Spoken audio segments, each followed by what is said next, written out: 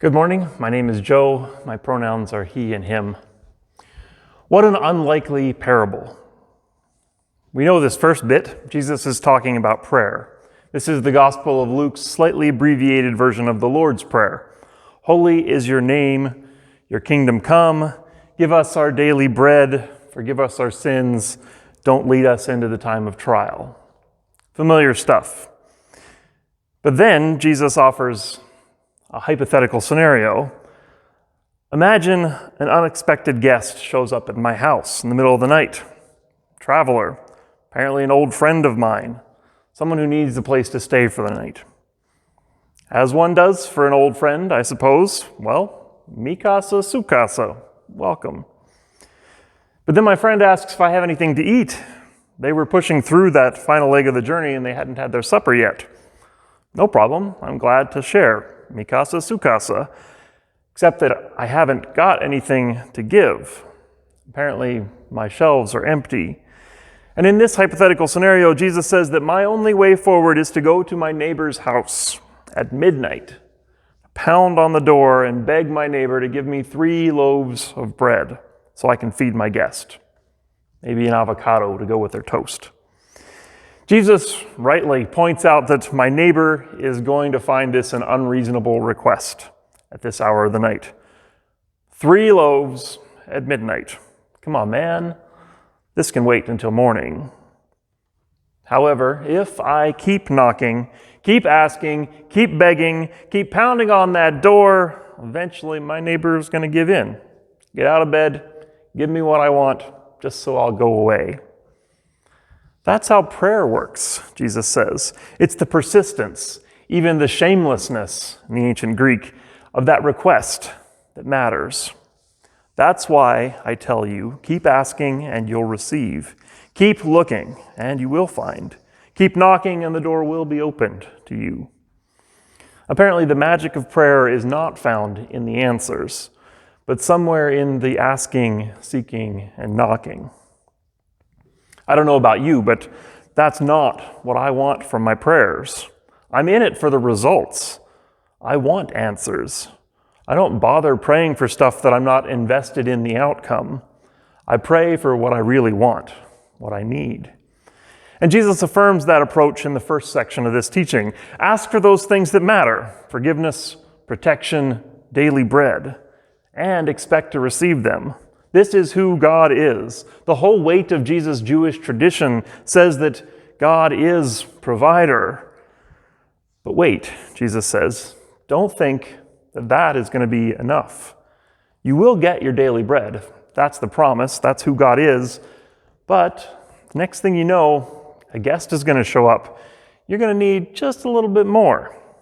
Daily bread only goes so far. There's always another mouth to feed.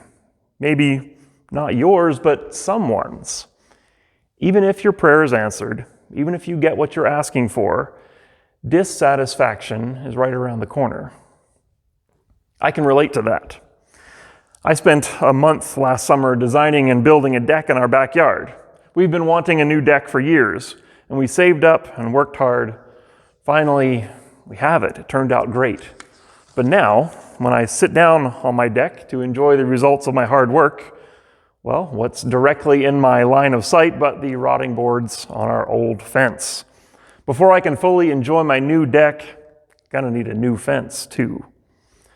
Or, less selfish example, when I read about another natural disaster hitting Haiti, I make an online donation to help out. Feels good, did my part. Citizen of the world. But now that organization that I gave to has my address. So once a month, I get a letter with these really compelling stories about another situation that desperately needs my help.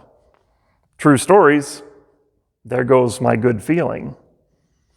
You can fill in your own examples, I'm sure. Whatever you long for, whatever your prayers look like, even when you get what you want, there's always something more. I pray for those essentials, but even when I receive it, there's always something I didn't see coming, like that midnight guest. Frick, I already ate my daily bread. Now what do I have to offer but my emptiness? Another need, another prayer. Fulfilled or not, well-intentioned or otherwise, Desire gives birth to more desire. When it comes to fulfillment, getting what I want is not that much more effective than not getting what I want. Theological troublemaker Peter Rollins says that humans are caught in the dilemma between depression and melancholy. When we don't get what we want, we feel depressed because we don't have it. The wanting, the lack, causes pain. And when we do get what we want, we often find that we don't want it anymore. And so we feel melancholy, boredom, maybe regret for having wanted it in the first place.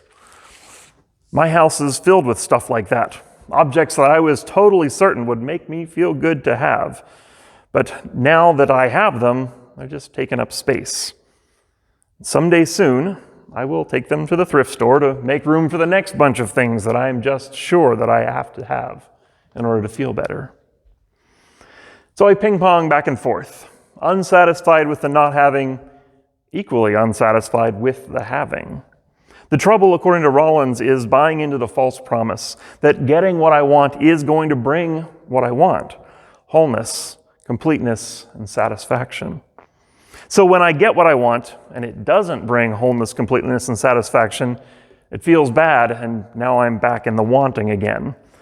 And in my up-close view, the whole purpose of the thing, it was to satisfy the wanting. But Rollins says we have that backwards. That it's not satisfaction that we truly need, but dissatisfaction. Dissatisfaction is inevitable, for one. But more than that, dissatisfaction can actually be healthy, compelling, beautiful, even a source of joy.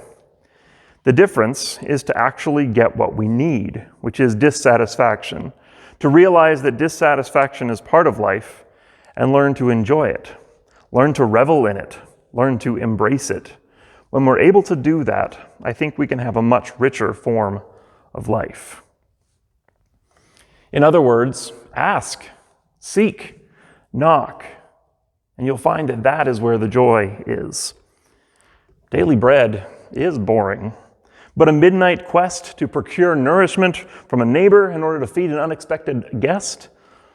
Now we have an adventure. I'm exaggerating, but I think that's where Jesus is heading in this parable. Prayer is not something we do in order to get satisfaction, because we're always going to need something more. The state of asking is not a temporary condition. It's not something that's going to go away when I have what I need. Prayer is what we do to pay attention to our need, to embrace our desire, to cultivate dissatisfaction and give it space to do its sacred work. Jesus is saying here that the receiving isn't the point. The asking is the point. Ask, seek, knock, that is the gift.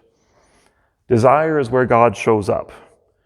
Wherever there is longing, there is holy space.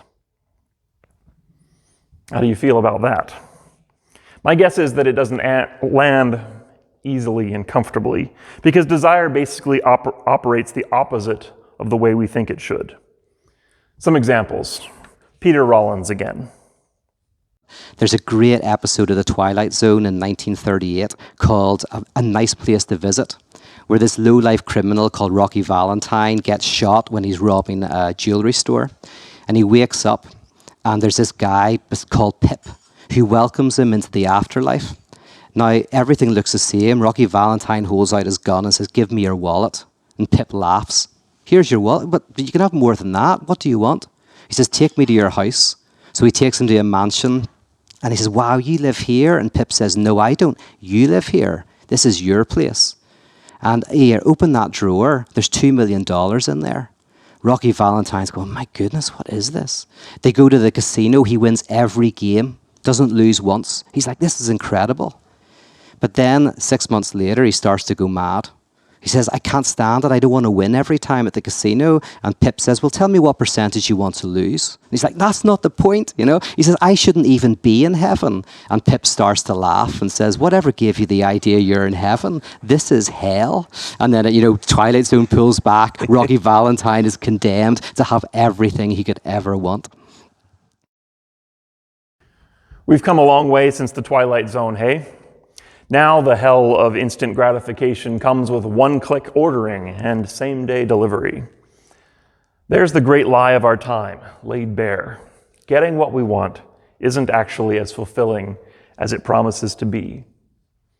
On the flip side, not getting what we want is actually quite compelling. The internet gave me this image this week. Banned books, a hot topic in some parts of the US these days, as one political party is apparently ramping up the pressure on local schools with strict boundaries on what can and can't be taught to children. But as you can see here, what is banned in one place becomes popular in another. What is outlawed is appealing. It catches our eye, it heightens our curiosity, invigorates the resistance. And it works in the other political direction just as strongly. Whenever Democrat leaders come to power, there's an accompanying surge in sales of guns and ammunition out of real or imagined fears that gun laws might be tightened. We have our own examples here, politically and otherwise. When something is hard to get, its value goes up. When something is mandated, the resistance to it increases. Rollins points out that this was actually part of the purpose of chaperones in traditional courtship cultures. The chaperone is meant to supervise behavior, partially to keep things pure between a couple getting to know one another, but also the presence of the chaperone increases the sexual tension. With the chaperone there, the couple can't help but think about, well, what they might be doing if they weren't there, if the chaperone wasn't there, if they were alone. The obstacle heightens the passion. The imagination sparks desire. For better or for worse, who's to say? But there's something about not getting what we want that is exciting. Not to say that it isn't painful, but unfulfilled desire itself is moving, motivating, inspiring. I have this poster on the wall of my home gym in the corner of our basement. The struggle for what you want is what you want. That's a quote from Pete Rollins as well. Some of you have heard that before from me. For years, I've had good intentions about getting in shape. Like lots of people, I've tried many different things: diets, workout plans, accountability partners, joining sports teams, that tried and true method where I go and buy myself some new shoes and new workout gear so that I will look good whenever I start to train next week. All of it with mixed results. And none of it lasts, because between my genetics, my habits, my hatred of cardio, results are hard to come by. But a couple of years ago, I put this quote on the wall, basically threw the results out the window. Today's workout, that's what matters. Just getting down there, my gym is in our basement, just showing up counts as a win already. I have a plan in mind, but I hold it quite loosely. I am well aware that the phone might ring, the kids are going to interrupt. I'm not going to be able to do this as intensely and as precisely as the YouTube coaches suggest that I should. I probably didn't have time to work out yesterday, might not again tomorrow. My doctor still thinks I need to lose weight. My diet is not where it should be. Never going to look like this high school basketball star again, let alone get the pro athlete body that I secretly want. I will still compare myself to others and come up short. I will still get older and have to get blood pressure medication and knee surgeries or worse. All of that is true. And still, I'm here today in this gym, showing up for this workout, this struggle. That's a win already. There is goodness and life in the struggle. The effort is what makes it worthwhile, regardless of the results. And for the moment, that is enough. Maybe that sounds like a bunch of fitness magazine BS. I don't know. But I've actually stayed with it. I'm healthier than I've been in a long time. I've hit some of the targets that I've set for myself along the way. But again, it's not about the results. Results are meaningful, of course. I have targets, I have numbers that I want to reach, people that I want to impress, a certain image of what I want to look like in the mirror. I'm not where I want to be. But there is goodness in that. There is a reason to keep going. I've found a way to make that desire work for me, to embrace that dissatisfaction. Hey, the struggle is real, and here I am. And that is motivation rather than discouragement. It is still a struggle to exercise, but at the same time, it is also a joy. Peter Rollins says it this way. So most of us just misrecognize our joy. That's the problem. It's not that people are getting pleasure, it's that they're misrecognizing their pleasure. So the business person who is working hard to make all this money, they don't realize that they're actually enjoying the working hard. And once you realize that, the power of having a certain amount of money dissipates. Who cares? And that unplugs you from ideology. That, for me, is the fundamental unplugging from the way our world works, because you're unplugged from the sacred object. You realize that the thing that's satisfying is dissatisfaction itself. The end goal doesn't give you as much as it promises, and then the opposite is the struggle gives you a lot more than it promises. Absolutely. And that's the key. That's it. We have to realize that that the goal gives us so much less than it promises, but the struggle, if you orient yourself correctly to it, you will realize that it gives you so much more than it promises. And that's the parable. The praying itself gives us so much more than we think it does. It shapes us. It positions us with humility. It clarifies our vision. It gives us meaning and purpose, totally independent of the results.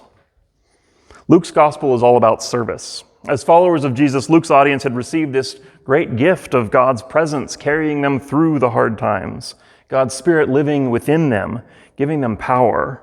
So what are they meant to do with this gift? How will they use it to serve the world of which they are a part?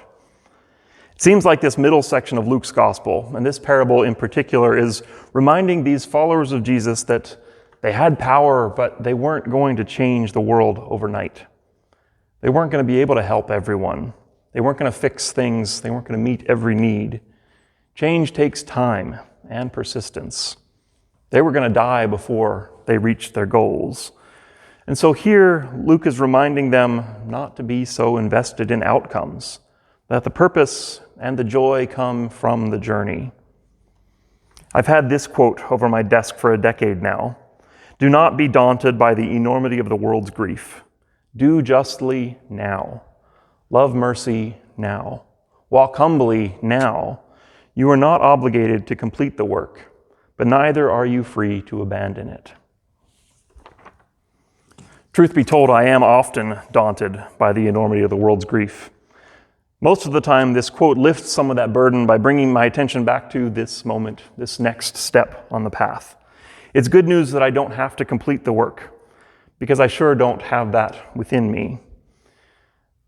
But when I read this, it still has a heaviness to it. This is still work. It is still a burden that I'm not free to abandon it. It's not all my responsibility, but it's still here and it's still heavy. Preparing for this sermon reminded me that actually this is work and it is joy. As a human being, I need purpose. I need work to do. I enjoy being useful. Here I am, living in a world chock full of places to make myself useful, full of meaningful work to do. I'm not happy that the world is full of suffering, to be clear. And yet, within suffering, there is purpose. There is always more justice to be done, always more mercy to be loved, more paths to walk justly in humility. If I give myself to those pursuits, I will never lack for meaningful work. So service is not a path of obligation, but a path of adventure, of meaningful dissatisfaction. So there you go. I don't exactly hope that you are struggling today, but I expect that in some way you are, because that is life. And so I hope that in the struggle, there is goodness for you.